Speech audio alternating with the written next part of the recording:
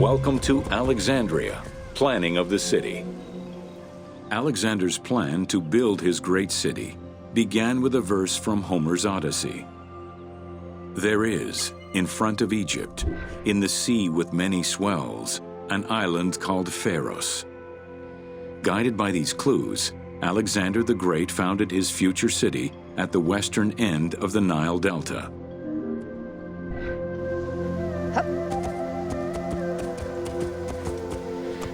Whoa! Yeah! Though Alexander considered this location ideal for his great city, it presented considerable challenges. Too difficult to access during storms, the surrounding swamps threatened disease, and the limestone soil prevented the growth of healthy crops. However, due to the influence of his mentor Aristotle, Alexander the Great recognized that the true value was its strategic emplacement. Alexander knew that in controlling Pelusium to the east, Memphis to the south, and his crowning glory Alexandria to the west, he would create a triangular stronghold, allowing him to control the entire delta while giving him access to the Mediterranean.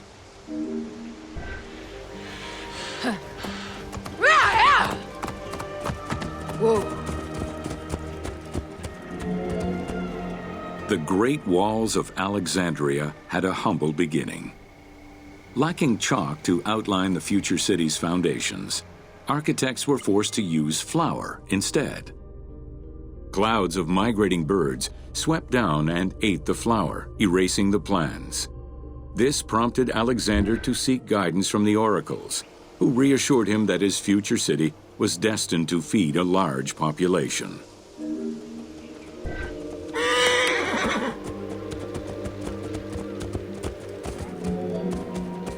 Excavations led by Mahmud Bey el-Falaki in the 19th century revealed that the wall enclosure measured approximately 5.2 kilometers in length and 2.2 kilometers in width. It was roughly 9 meters in height.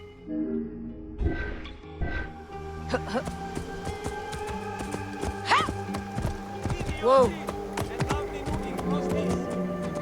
These formidable ancient walls would resist a number of attacks, including fending off the king of Syria in 169 BCE.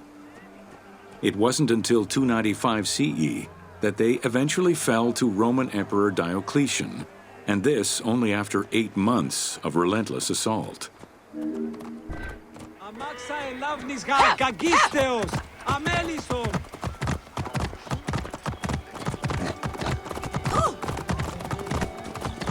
Whoa!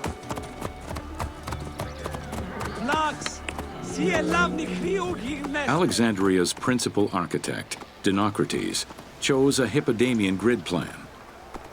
The grid maximized functionality with wide, straight roads and canals running beneath them. Alexander recognized the military value of the city's design.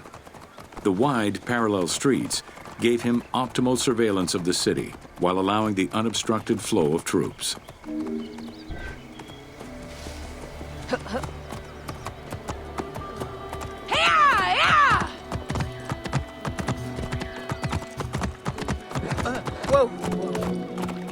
A central corridor ran from the Mediterranean's north port down to Lake Mareotis to the south.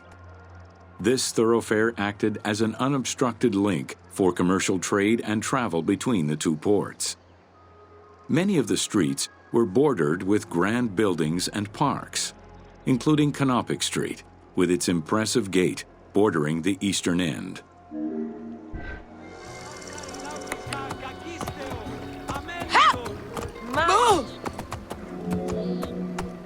Alexandria was most likely built upon an already existing Egyptian village.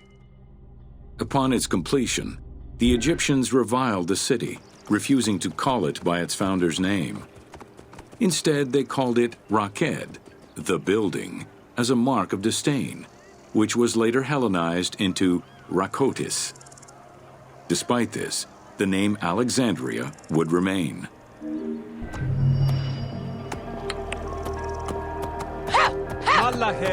Whoa!